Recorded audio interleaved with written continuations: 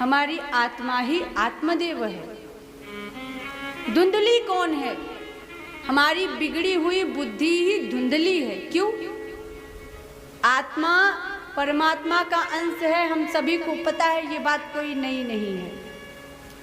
आत्मा जब भी सत्कर्म की ओर बढ़ती है, ये जीव जब भी सत्कर्म करने की सोचता है तो उसकी बिगड़ी हुई बुद्धि उसको रोक देती है। अरे क्या जाकर करोगे, बेवजह पैसे खर्च होंगे, धक्के खाओगे, ये है वो है, तर्क कुतर्क करके अच्छे कर्मों में जाने नहीं देती। तो ये बुद्धि ही धुंधली है। गोकर्ण क्या है? हमारा विवेक। आत्मदेव जब बहुत हतोत्साहित हो गए, अपने पुत्र से परेशान हो गए, तो गोकर्ण जी ने उनको समझाया। अर्थात जब हम कभी कोई गलत कार्य करने चलते हैं, आप सुने या ना सुने, आपकी अंतर आत्मा से एक ध्वनि जरूर आएगी। आपकी आत्मा एक बार आपको चेतावनी अवश्य देगी कि ये कार्य अच्छा है या ये कार्य बुरा है। कई लोग अपनी अंतरात्मा की बात को सुन लेते हैं, कई लोग नहीं सुनते हैं, बस इतना अंतर है। बाकी कोई भी गलत कार्य करने से पूर्व आपकी आत्मा आपको चेतावनी अवश्य देती, अंदर से अवश्य आ जाता है कि ये कार्य गलत है। आता है कि नहीं आता है सबको? तो आज के संसार में किसी को ये बताने की जरूरत नहीं कि भैया ये काम गलत है, ये काम सही है। सबको पता है क्या गलत है, क्या सही है, बस निर्णय आपके हाथ में है। आप गलत करें या आप सही करें, इसके कर्ता आप हैं। आप अपने विवेक से समझ सकते हैं कि क्या गलत है, क्या सही है। तो गोकर्ण क्या है? हमारा विवेक है। और धुंधकारी क्या है? हमारी गलत क्रियाएं, हमारे गलत कर्म, गलत संगति ही धुंधकारी है। अच्छे खासे गोकर्ण धुंधकारी में परिवर्तित हो जाते हैं। तो ये हमारे अंदर ही घटित होता है, बस हम जान नहीं पाते, क्योंकि कभी एकांत में बैठकर हमने चिंतन नहीं किया। कभी किया? नहीं किया। तो ये तो रहा गोकर्णोपाख्यान। जब धुंधकारी ने सत्संग किया, बिनु सत्संग विवेक न होई, और राम कृपा बिनु सुलभ ना सोई। श्री राघवेंद्र सरकार की कृपा हो जाए, श्री श्यामा श्याम की कृपा हो जाए, तो व्यक्ति सत्संग में उसको उसकी श्रद्धा बनती है। नहीं तो सत्संग में सबकी श्रद्धा नहीं बनती।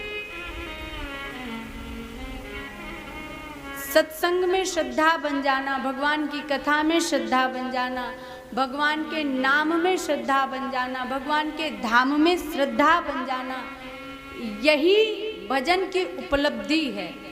माला की उपलब्धि क्या है? भगवत प्राप्ति होगी, इससे नकार नहीं सकते। लेकिन इसके अलग आप एक बात पर विचार कीजिएगा।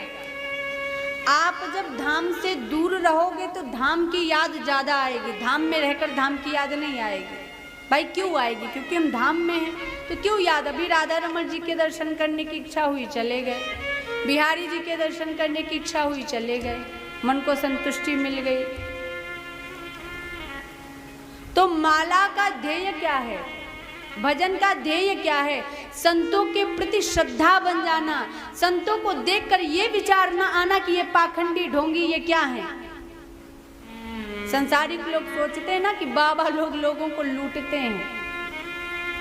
एक गुटखा बनाने वाली कंपनी का मालिक चाहे जितनी बड़ी बड़ी गाड़ियों से चले, चाहे जितनी व्यवस्थाओं में रहे, उससे कभी कोई ये प्रश्न नहीं करेगा कि तुम्हारे पास ये सुविधा कहाँ से आई, जबकि वो जहर बेच रहा है। कितने लोग आप सर्च करो तो कितने लोग, लाखों लोग गुटखा, बीड़ी, तंबाकू इत्यादि से मरते हैं, और उसके प्रति कभी किसी को कोई ईर्ष्या नहीं आती।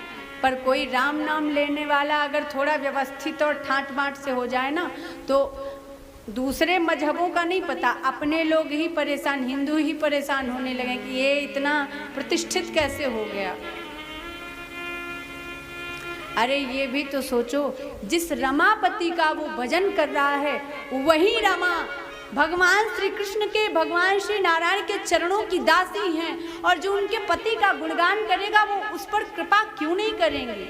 अगर अच्छी संगति करोगे, अच्छे लोगों में बैठोगे, अच्छी बातें सुनोगे और संतों का संग करोगे, अब तो कितना सुलभ हो गया, आपको कहीं जाने की भी आवश्यकता नहीं। आप अगर कहीं नहीं जा सकते तो आपके पास फ़ोन है, उस पर सत्संग सुनिए। बड़े बड़े दिव्य दिव्य संतों के सत्संग आपके हाथ में ही, आपके मोबाइल में पड़े हुए हैं, आप सर्च करके देख सकते हैं।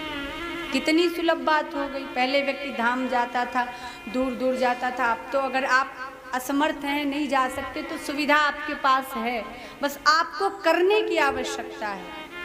इसको श्रवण करके भगवत प्राप्त हो गए, महापुरुष हो गए, और इतने भगवत प्राप्त हुए कि आज श्रीमद् भागवत महापुराण के प्रारंभ में ही धुंधकारी का नाम आता है। बताओ, भागवत जी में धुंधकारी का नाम आता है। तो ये इससे बढ़कर भला श्रीमद् भागवत महापुराण की और क्या महिमा होगी, जब एक दुष्टात्मा का नाम भागवत जी में आ रहा है और कोई ऐसा कथा व्यास नहीं, कोई ऐसा संत नहीं जो भागवत जी कहे और धुंधकारी का नाम ना ले। ये भागवत जी की महिमा है। जो एक बार श्रद्धा से श्रवण कर ले, जो एक बार प्रेम से श्रवण कर ले, तो पापी को भी दिव्यात्मा बनाने का सामर्थ्य रखती है श्रीमद् भागवत महापुराण।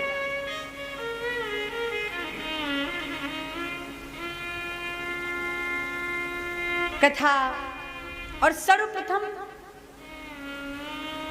श्रीमद् भागवत महापुराण की कथा श्री उद्धव जी ने भगवान की कृष्ण की पत्नियों को श्रवण कराई। आपने कल श्रवण किया था, वो भी कहाँ श्रवण कराई?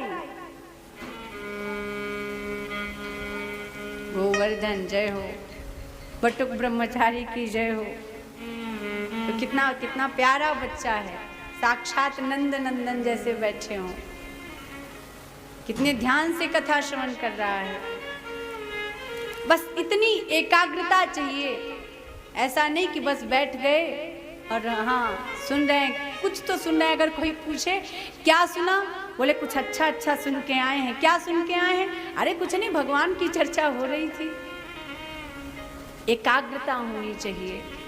बिना एकाग्रता के श्रवण का कोई महत्व नहीं, बिना शांत चित्त के माला करने का कोई महत्व नहीं। व्यग्र चित्र से माला चाहे जितनी कर डालो, कोई मतलब नहीं बनता।